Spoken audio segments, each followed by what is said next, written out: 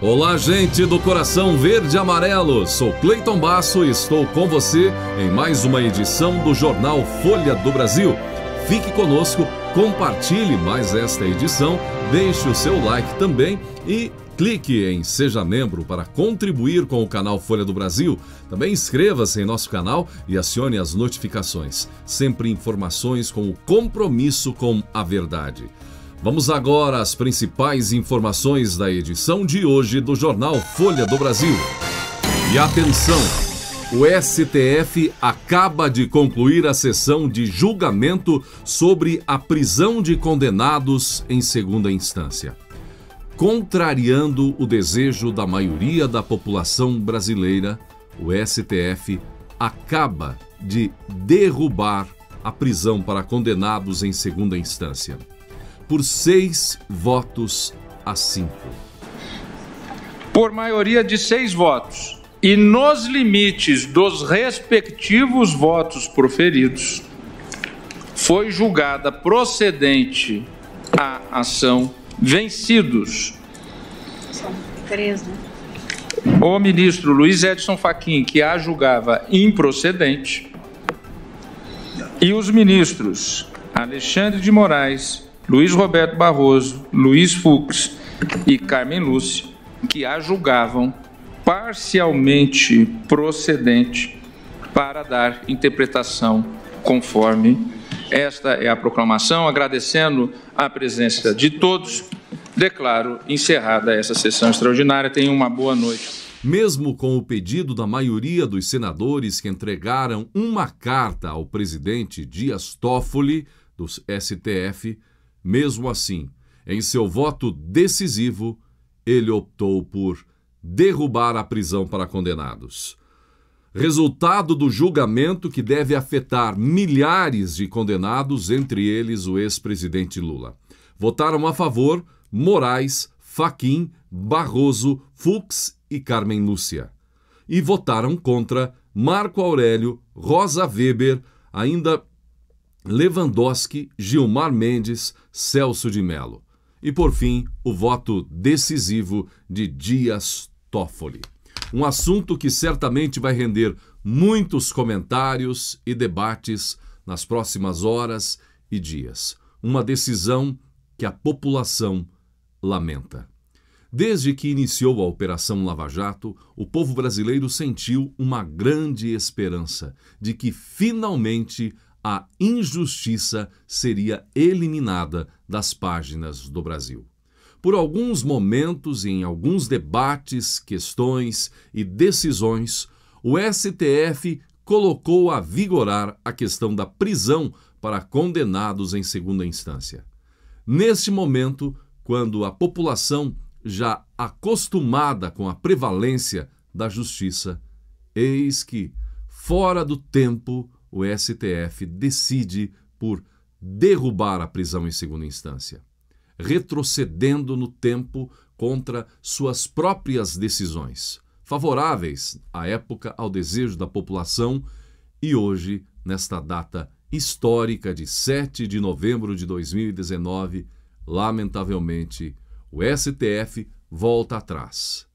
Cabe agora aos senadores da República, que já em sua maioria manifestaram apoio à mudança constitucional, o que poderia fazer voltar, então, por lei na Constituição, a alteração da Constituição, a prisão em segunda instância. A verdade é que hoje o Brasil conheceu de fato o que é o nosso STF. Quem é Dias Toffoli, Gilmar Mendes, Lewandowski, Rosa Weber, Marco Aurélio, Celso de Mello. Por que ir contra o desejo da população que clama por justiça? Um erro lamentável, e a população brasileira certamente cobrará muito mais do que já tem cobrado do STF. Decisões que claramente foram tomadas a favor de criminosos e bandidos. E agora, definitivamente, assinam um atestado. Não é, seu Gilmar Mendes, que inclusive interrompeu Dias Toffoli em sua explanação para o voto final, para defender bandidos e condenar integrantes do Ministério Público da Operação Lava Jato? Senhor Gilmar Mendes, quantas interrogações a população brasileira, em sua maioria, tem contra o seu posicionamento? Por que Gilmar Mendes, Dias Toffoli e demais votar a favor de criminosos? Quando é que a população brasileira ficará tranquila em seu próprio país com relação à prevalência da justiça, se vocês do STF fazem questão de fazer prevalecer a injustiça? Lamentável. O Brasil lamenta. Depois de uma grande rede de supermercados, agora a rede de lojas Havan anunciou nesta quinta-feira, dia 7, que suspendeu todas as campanhas publicitárias veiculadas na TV Globo. Depois que o Jornal Nacional publicou uma matéria tentando envolver o presidente Jair Bolsonaro no caso da vereadora Marielle Franco, muitos anunciantes estão pensando em suspender a publicidade na emissora. Não compactuamos com o jornalismo ideológico e algumas programações da Rede Globo Nacional e estamos sendo cobrados pela sociedade e nossos clientes, diz a nota assinada pelo presidente da rede, o empresário Luciano Hang, afirmando que a Globo faz desserviço à nação e é contra os costumes da família brasileira. Este é o segundo caso em uma semana de suspensão de anunciantes na Rede Globo por esse motivo. A verdade é uma só, não se sabe o motivo. Há muito tempo a Rede Globo deixou de priorizar valores importantes para a família, buscando seguir uma tendência do globalismo. Optou claramente por deixar de lado valores importantes para a construção de uma sociedade saudável. E veja o caso do programa Big Brother Brasil. Qual é a contribuição que um programa como o Big Brother dá para a nossa sociedade, para os telespectadores, para nós como seres humanos? Não serve para lazer, não serve para cultura, serve somente para uma coisa: fazer o telespectador perder tempo com baixarias. Vemos indo embora uma geração de grandes profissionais que marcaram a vida de quem nasceu na década de 70, 80, anos 90, e novos profissionais à deriva diante do comando global que privilegia compromissos opostos ao que pais e mães almejam e precisam para a educação de filhos, valores opostos aos que brasileiros de bem necessitam para crescerem como seres humanos. Enfim, vai de longe o tempo que víamos, pelo menos em parte, bons atrativos para assistir à Rede Globo. Isso sem falar de suas telenovelas, que há muito tempo seguem um perfil danoso à família e absolutamente graça nenhuma para quem ainda insiste em dar audiência. Parece que os diretores globais ainda não olharam para o lado de fora da janela para dar uma espiada no YouTube, por exemplo, onde é um meio onde claramente há muitas coisas inúteis, mas tem um banho de criatividade e assuntos úteis e de relevância. Não há dúvida e que chegamos a um dia onde a Globo está perdendo para YouTubers amadores. Os diretores e proprietários globais precisam rever conceitos e aprenderem com esses YouTubers, em sua maioria amadores, que estão dando um banho de audiência e criatividade. E também uma reviravolta precisa nos valores globais. Só assim, talvez um dia esse grupo volte a se reencontrar com o seu antigo padrão Globo de qualidade. Enquanto isso, vemos sim muitos profissionais talentosos abandonando o barco, como é o caso anunciado nessa semana do ator Bruno Gagliasso, que após 18 anos deixou de renovar seu contrato com a Globo.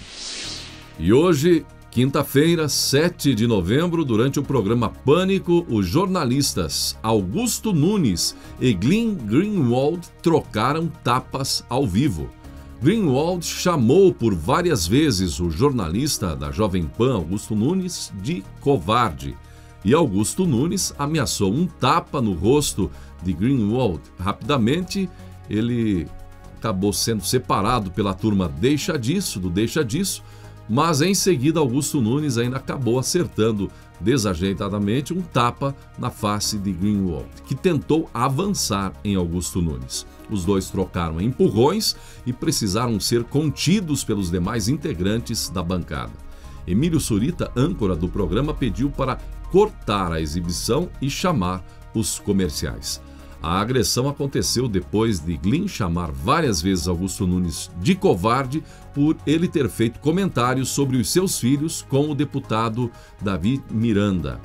Para quem não sabe, Greenwald é casado com outro homem e ele o jornalista que tentou criminalizar Sérgio Moro e Deltan Dallagnol através do vazamento de conversas entre os dois e outros integrantes da Lava Jato. Conversas captadas de forma criminosa por hackers. O jornalista Augusto Nunes disse o seguinte: essa é a prova de que o Brasil criou o faroeste à brasileira.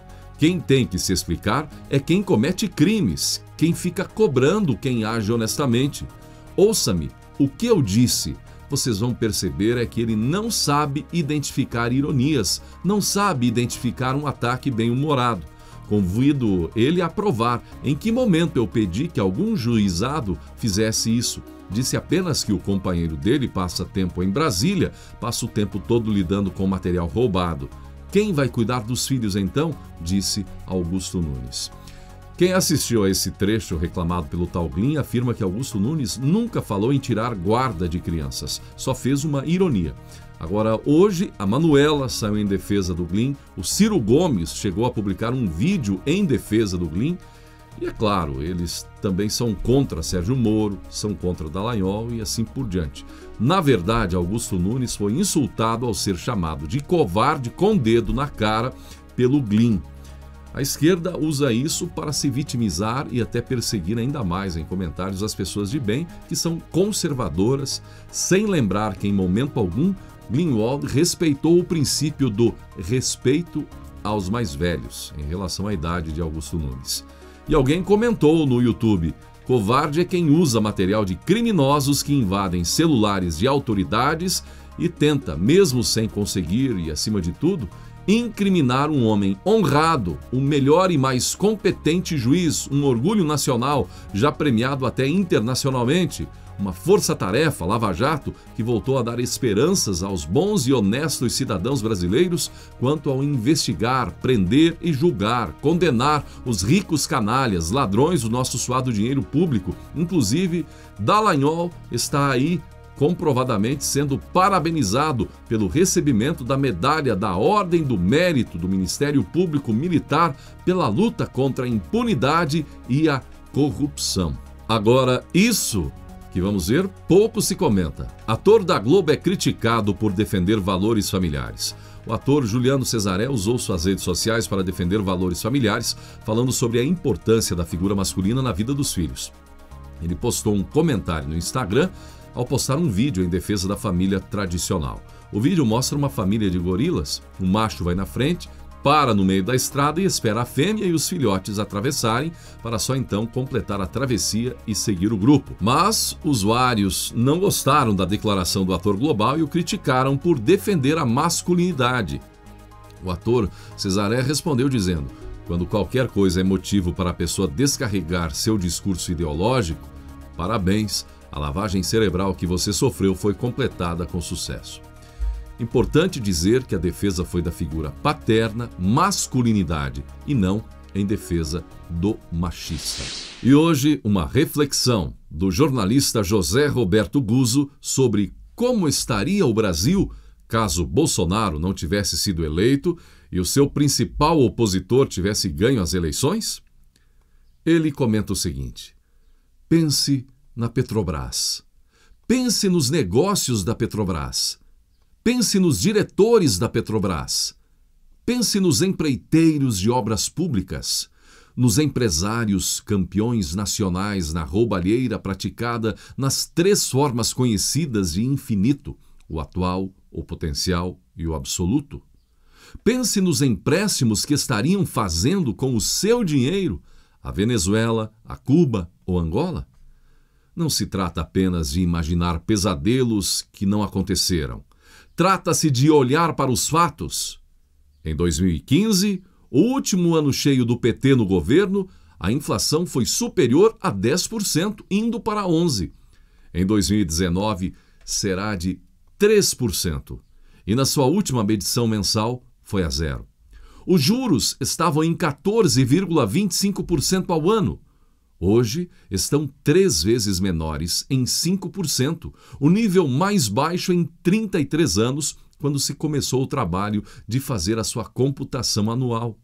O risco do Brasil como devedor passou dos 500 pontos em 2015 e hoje caiu, está um pouco acima de 100 pontos.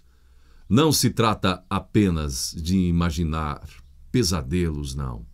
Trata-se de olhar para os fatos. Dilma, em sua reta final, deu ao Brasil uma recessão inédita. O PIB caiu em quase 4% no ano.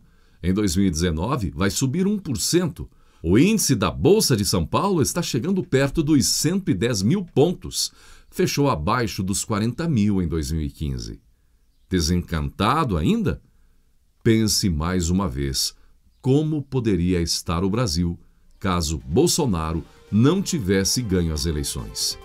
Pense nisso e anime-se! O Brasil está no caminho certo! Um grande abraço, gente. Até a próxima edição do Folha do Brasil. Não esqueça, compartilhe, inscreva-se no canal, seja membro. Que Deus abençoe a você e a sua família.